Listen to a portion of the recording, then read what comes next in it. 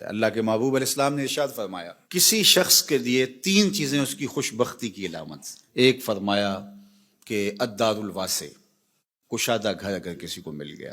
دوسرا المرکب الحنی، تیز رفتار سواری، اس زمانے میں گھوڑے ہوتے تھے، آج اچھے ماڈل کی گاڑی آپ کہہ لیں. اور تیسرا فرمایا المرأۃ الصالحہ، نیک عورت.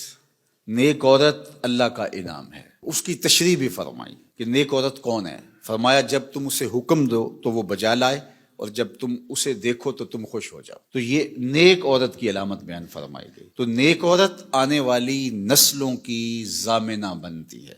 اس لیے اچھی بیوی تلاش کرنا، اور کل وہ بیوی ماں بننے والی ہے اور آپ کی نسلیں اس کی گود میں پلیں گی، اور وہ ضامنہ ہے آپ کی نسلوں کی. اگرچہ یہ درست ہے کہ مرد کے اثرات اولاد کے اوپر مرتب ہوتے ہیں. الولد سر لابیہ، یہ فرمایا گیا کہ جو بیٹا ہوتا ہے یا بیٹی ہوتی ہے وہ باپ کا راز ہوتی ہے. باپ کے اثرات اولاد کے اندر ظہور پذیر ہوتے ہیں، اس میں کوئی شک نہیں، لیکن تربیت کا جوہر خاتون کے ہاتھ میں، ماں کے ہاتھ میں. تو مائیں ہی اولاد کو صالحہ اور پاکیزہ بناتی ہیں.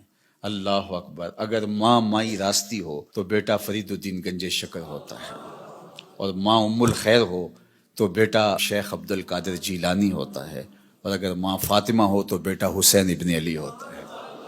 اس لیے جو نکاح کا معیار اسلام نے دیا ہے، اللہ کے محبوب علیہ السلام نے ارشاد فرمایا عورت سے نکاح 4 وجہ سے کیا جاتا ہے.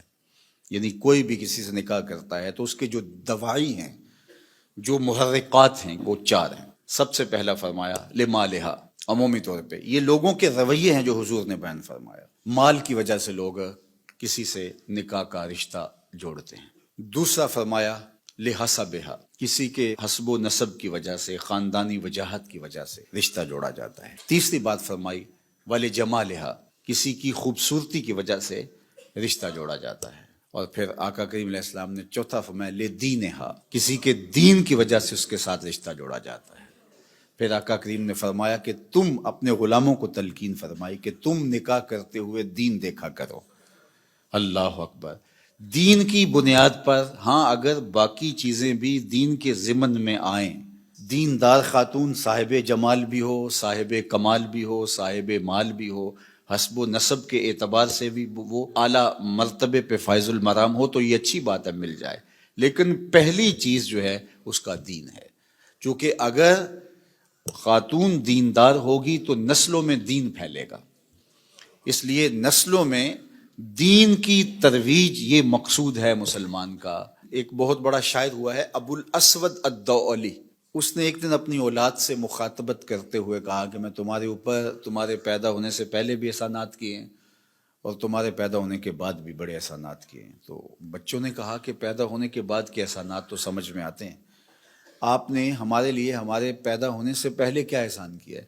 تو ابو الاسود الدؤلی کہنے لگا کہ میں ایک شاعر تھا، اور شاعر کی طبع میں حسن پسندی ہوتی ہے.